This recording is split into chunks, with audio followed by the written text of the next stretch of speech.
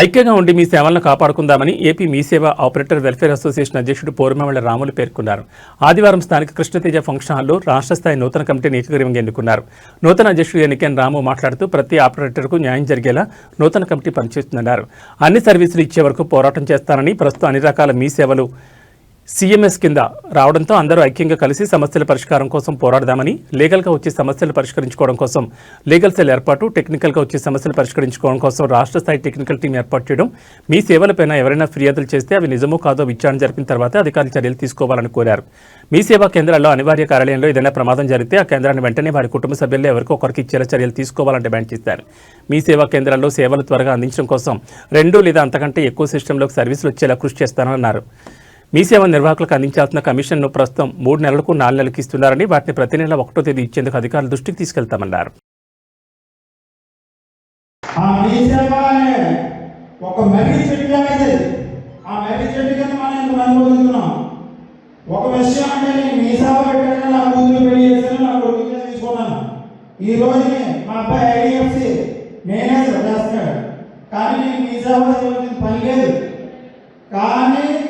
నాతో పాటు నా సోదరులందరూ కూడా బాగుండాలి, నేను బాగుండాలి, అందరూ బాగుండాలని ఒక సదుద్దేశం మీద మీ ఎక్కడ మీటింగ్ జరిగినా నేను వస్తాను. కాలాస్తి మీటింగ్ కూడా వచ్చానండి, కానీ ఎవరు రావట్లేదు సరిగ్గా.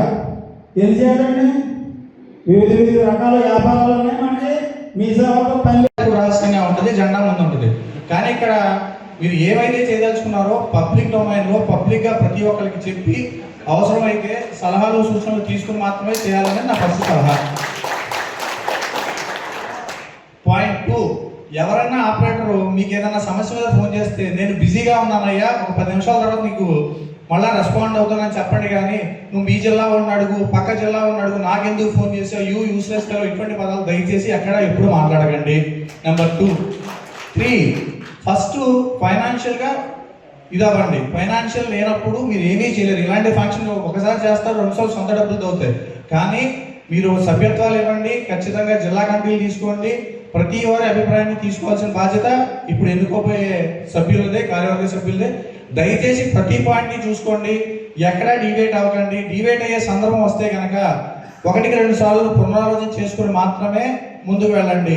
డిఎస్సి ఆఫీస్కి వెళ్ళినా ఎక్కడికి వెళ్ళినా కానీ ఒక కరెక్ట్ వేలో వెళ్ళండి, ఒక ప్రొసీజర్ స్టార్ట్ చేసుకోండి. అంతే తప్ప మేము అనేసుకున్నామండి, మీరు ఫోన్ ఎత్తలేదు, ఇటువంటి వద్దు. 1 డే బిఫోరే ప్రిపేర్ అవ్వండి.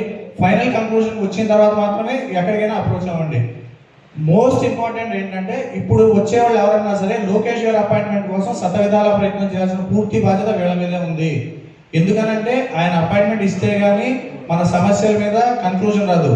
మనం ఏమీ గొంతెమ్మ కోరికలు అడగట్లా, ఆయన పాదయాత్రలో చెప్పిన వాటి మీద మాత్రమే మనం రిక్వెస్ట్ అడుగుతున్నాము.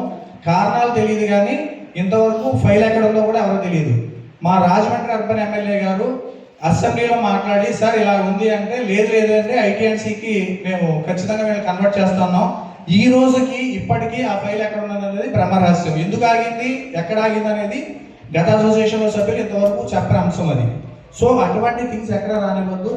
సెకండ్ వచ్చి, ఈ మధ్యకాలంలో నిన్న కూడా ఒక రాత్రి ఒక సందర్భంలో వ్యక్తి ఫోన్ చేసి మీలో ఎవరికైనా ఒక ఐఏఎస్ ఆఫీస్తో మాట్లాడే టాలెంట్ ఉందా అంటే ఒక క్వశ్చన్ అనమాట. అంటే మీరు అసోసియేషన్ పెట్టడానికి ముందుకు వెళ్తున్నారు కదా, మీలో ఎవరికైనా ఒక ఐఏఎస్ ఆఫీసర్తో పబ్లిక్గా మాట్లాడగలరా అంటే వీళ్ళు ఏదో పుట్టుకతో ఐఏఎస్ ఆఫీసర్తో వచ్చినట్టు ఇక్కడ ఉన్న వాళ్ళకి రానట్టుగా ఆ భావన. సో ఇవి ఛాలెంజెస్ ఎక్కువ, వెన్నుపోట్లు ఎక్కువ, తట్టుకొని నిలబడగలిగితేనే ఉండాలి. మోర్ ఓవర్ ఎవరైనా నాయకత్వ స్థానానికి వచ్చినప్పుడు అతను సొంత సమయం, సొంత ధనం, కాలం అన్నీ ఖర్చు పెట్టగలిగితేనే రండి. వచ్చిన తర్వాత మా సొంత డబ్బులు చేస్తున్నాం, మా డబ్బులు ఖర్చు అవుతున్నాయి, మా టైం పోతుంది, ఇటువంటి మాటలు మాట్లాడే వాళ్ళు ఎవరు కూడా వచ్చి ఇబ్బంది పడకండి, ఇతరులు ఇబ్బంది పెట్టండి. చివరిగా నేను చెప్పేది ఏంటంటే, సంఘాలు ఎన్ని ఉన్నప్పటికీ కూడా మీ సేవా బోర్డు కాపాడటానికి, నిర్వాహకుడు అభివృద్ధికి తోడ్పడేవాడు ఎవరైనా సరే కలిసి వెళ్ళడానికి ఎప్పుడు అందరూ ముందు రావాలని కోరుకుంటూ నాకు